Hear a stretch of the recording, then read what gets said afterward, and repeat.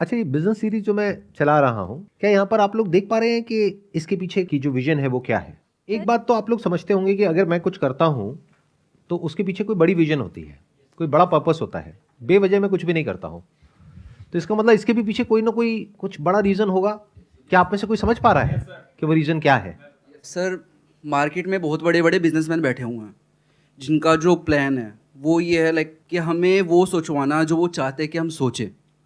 तो यहाँ से कुछ बढ़िया बिजनेसमैन निकलेंगे जो कि एक अच्छी वैल्यू देंगे इंडिया में और वर्ल्ड में, कि उनका मोटिव उनको खाना नहीं होगा, उनका मोटिव उनको वैल्यू सर्व करना होगा। That's it sir. शायद कि मतलब एक्चुअल में एक एथिकल बिजनेस को कैसे बिल्ड किया जाता है, वो क्लैरिटी आएगी। और बताइए, और कुछ आपको अगर क्लैरिटी आ रही है कि इसके पीछे की मेरी बड़ी विजन क्या है? क्योंकि मजे की बात बताता हूं आप लोगों को, अगर ध्यान से देखेंगे इस सीरीज के ऊपर इतने व्यूज नहीं आ रहे हैं।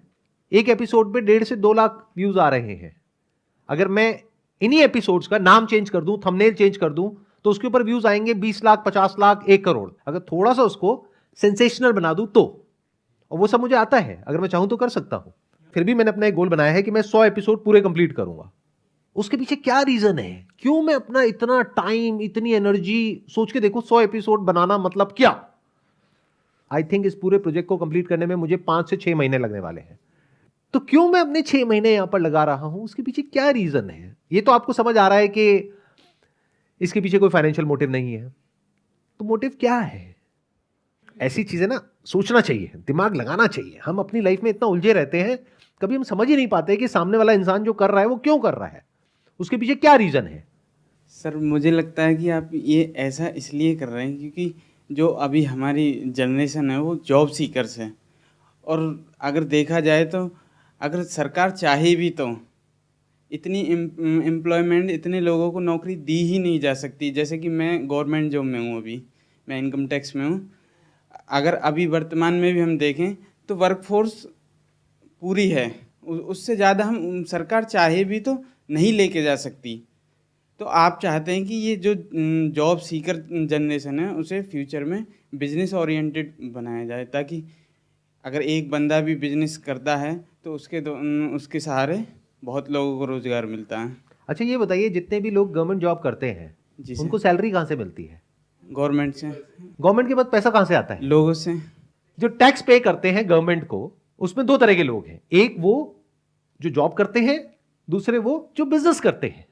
जो लोग जॉब करते हैं और गवर्नमेंट को टैक्सेस पे करते हैं, मान लो उनको सैलरी मिलती है 50 लाख रुपए और वो टैक्स पे करते हैं गवर्नमेंट को, मान लो 15 लाख रुपए, तो जो उनको सैलरी मिलती है उसमें से टैक्स पे करते हैं ना। जी। सैलरी नहीं मिलेगी तो टैक्स नहीं पे कर पाएंगे, तो उनको सैलरी कौन देता है? जो कॉर्पोरेट सेक्टर कंपनी है वो कॉर्पोरेट्स, जिसका दूसरा नाम है बिजनेस। जी। और प्लस वो कॉर्पोरेट खुद भी टैक्स पे करते हैं। तो ये जो पूरी कंट्री चल रही है, अगर ध्यान से समझोगे तो वो कॉर्पोरेट्स की वजह से और बिजनेस की वजह से चल रही है। जी। अगर हमारी कंट्री में से सारे कॉर्पोरेट्स को और सारे बिजनेसेस को बाहर निकाल दो तो पूरा का पूरा जो सिस्टम है वो बैठ जाएगा। तो जो बिजनेस होता है वो एक्चुअल में फाउंडेशन है किसी भी डेवलप्ड इकोनॉमी की। Yes sir. अगर बिजनेसेस ना हो उस कंट्री में तो उस कंट्री के एक्सपेंसेस को मैनेज करना गवर्नमेंट के लिए नेक्स्ट टू इंपॉसिबल हो जाएगा। उस गवर्नमेंट को लोन लेना पड़ेगा। बिल्कुल सर। जैसे आज की डेट में हम और अपनी जो कुछ कंट्रीज हैं हमारे आसपास में, वहां पर देख रहे हैं कि क्या हालत हो गई है। जैसे पाकिस्तान, क्योंकि वहां पे बिजनेसेस बहुत कम है जो कि एक टैक्स पे कर रहे हो या सैलरी पे कर रही हो, तो सारा बर्डन गवर्नमेंट के ऊपर है। गवर्नमेंट के पास में पैसा नहीं है अपने एक्सपेंसेस को मैनेज करने के लिए, तो गवर्नमेंट को पैसा लेना पड़ रहा है। अब जो पैसा लेना पड़ रहा है और कंट्रीज से, तो उसके ऊपर ब्याज भी देना पड़ रहा है। बिल्कुल सर। तो उस ब्याज को देने के लिए भी उनके पास में पैसा नहीं है, तो कंट्री को कैसे मैनेज करेंगे? तो एक कंट्री का जो फ्यूचर है वो डिपेंड करता है कि उस कंट्री के जो बिजनेसेस हैं वो कितने स्ट्रांग हैं। आइडियल सिनेरियो क्या है कि उस कंट्री के जो बिजनेसेस हैं वो सिर्फ उस कंट्री में ऑपरेट नहीं कर रहे हैं, पूरे वर्ल्ड में ऑपरेट कर रहे हैं। जैसे यूएस में होता है, social media like Instagram, Facebook, YouTube, ये सब कहां के हैं? सब यूएस के हैं। तो फ्यूचर में कुछ ऐसा होना चाहिए अगर एक्चुअल में हम चाहते हैं कि हमारी जो इकोनॉमी है उसके फंडामेंटल्स बिल्कुल स्ट्रांग हो। तो अब ये कैसे होगा? That's a big question mark. क्या स्कूल में इस तरह की बिजनेस एजुकेशन दी जा रही है? अभी तो नहीं सर। नहीं। क्या कॉलेजेस में है? नहीं सर। अगर कुछ कॉलेजेस हैं जहां पर बिजनेस एजुकेशन मिलती भी है, तो वहां पर भी जो लोग जाते हैं उन कॉलेजेस में किसी एंट्रेंस को क्रैक करके उनका मोटिव बिजनेस करना नहीं होता है, उनका मोटिव होता है वहां से जॉब मिल जाए, प्लेसमेंट। और दूसरी तरफ से बहुत सारे लोग ऐसे हैं जो बिजनेस एजुकेशन के नाम पे बिजनेस कर रहे हैं, यानी वो आपको सिखाएंगे कि बिजनेस कैसे करते हैं, और आपका बिजनेस चले ना चले, उनका बिजनेस बढ़िया चल रहा है।